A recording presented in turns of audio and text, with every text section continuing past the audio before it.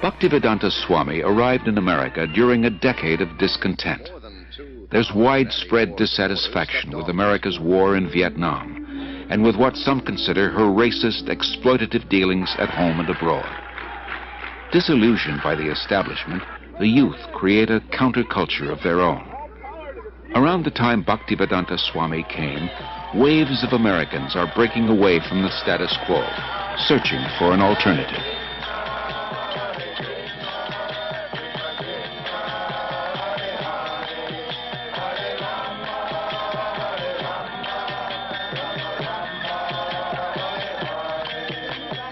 Krishna was all along preparing something, Bhaktivedanta Swami later wrote, and he brought you to me one by one, sincere boys and girls, to be trained in Krishna consciousness. Now I can see that it is a miracle. Otherwise, one old man with only a few books to sell for barely getting food, how could he survive, what to speak of introducing a God-conscious movement in a materialistic society? For Bhaktivedanta Swami, these are happy days. Singing and speaking with the vigor of a young man, he brings the Hare Krishna movement into the public eye. By chanting in the parks, by distributing Back to Godhead magazine, by holding free Sunday love feasts, many are attracted. His hopes for the future expand without limit. The Hare Krishna movement has taken root.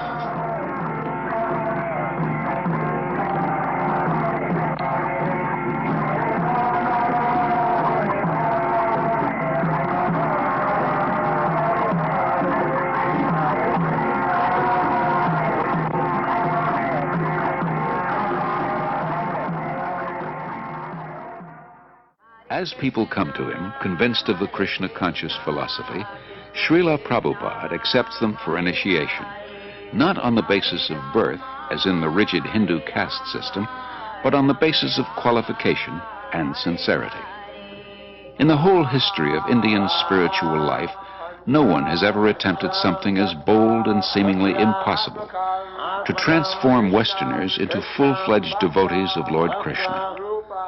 But by his intense spiritual energy and compassion, Srila Prabhupada is successful beyond his own expectations. In Srila Prabhupada's eyes, Krishna consciousness is not an armchair philosophy or a part-time religion.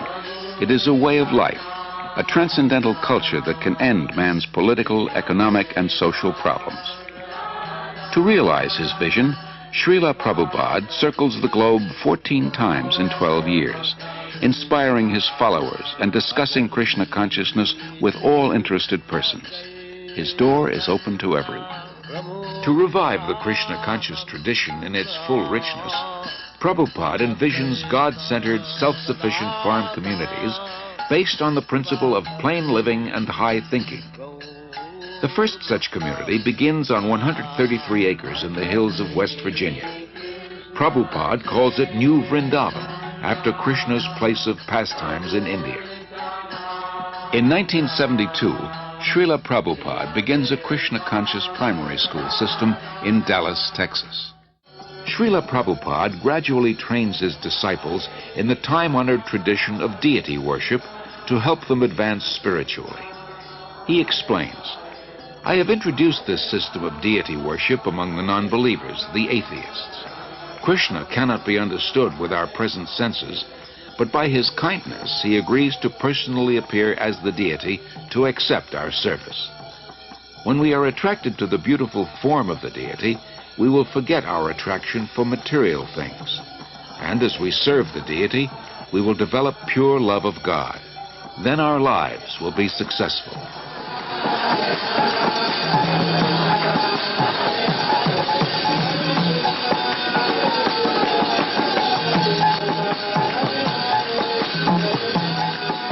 No one should go hungry within a 10-mile radius of the temple, Prabhupada instructs. In March 1972, devotees start the ISKCON food relief program, distributing prasad, vegetarian food offered to Lord Krishna. His ambition is to give as many people as possible access to the nectar of transcendental life, whether through philosophy, service, or spiritual food, so that everyone can become happy, hopeful, and peaceful. His most significant contribution is his books. Srila Prabhupada sees 60 million distributed in 28 languages. Professors from dozens of major universities use them as standard texts and write appreciative reviews. Established in 1972, the Bhaktivedanta Book Trust exclusively publishes Srila Prabhupada's works. It becomes the world's largest distributor of books in the field of Indian religion and philosophy. For Srila Prabhupada, the transcendental knowledge in these books forms the basis of the Hare Krishna movement, a movement prophesied to grow for the next 10,000 years. 500 years ago, Lord Chaitanya predicted that one day the holy name of Krishna would be heard in every town and village of the world. By the mid-70s, Hare Krishna becomes a household word. Prabhupada sees his society grow into a worldwide confederation with more than 100 temples, restaurants, institutes, schools, and farm communities. As a child, Srila Prabhupada celebrated Rath Yatra near his home in Calcutta with his playmates.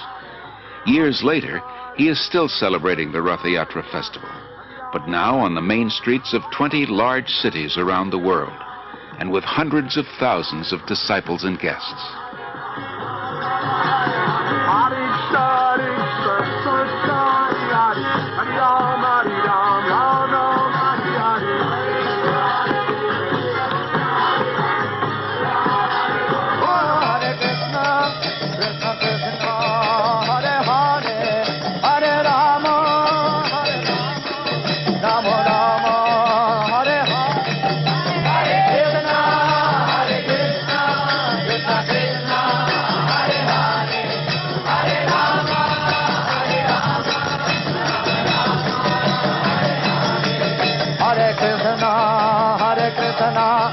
Krishna, Krishna Hare Hare,